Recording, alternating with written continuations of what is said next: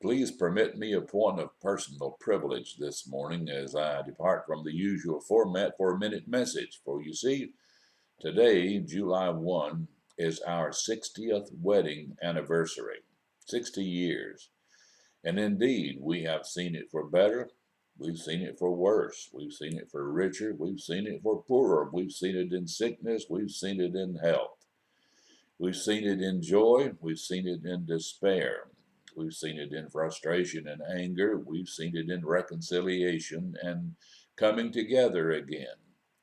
We have seen and endured just about all that life can throw at us, with few exceptions, and we have managed to stick it out. 60 years. A lady that subjugated her name to my name, her will in many instances to my will, going where we felt that we had to go, doing what we had to do, and she coming along for the ride, and then we enduring it together. So many things. A lot of joy there, a lot of disappointment, some successes, some failures. But you know, that's just the way life is, the way it always has been, the way it always will be.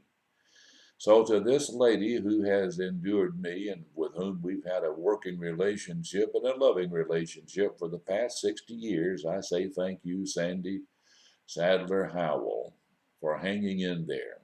And I'm hoping that we have a whole big bunch of years remaining, God willing, that we will.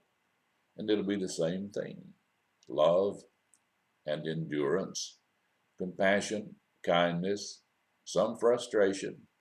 We're not going to agree on everything, never have, never will, don't expect to, because we're both two different people. But back of it all, there's a love that sustains us. If I could borrow from the Sonnets of the Portuguese by Elizabeth Barrett Browning and simply say this couplet: how do I love thee? Let me count the ways. I love thee to the height and depth my soul can reach, from feeling out of sight for the ends of being an ideal grace. And she says it much better than I. Thanks, Sandy. Looking forward to what lies ahead. Wouldn't change it for the world. Thanks for watching, and thanks for your patience. Don Howell, today's Minute Message.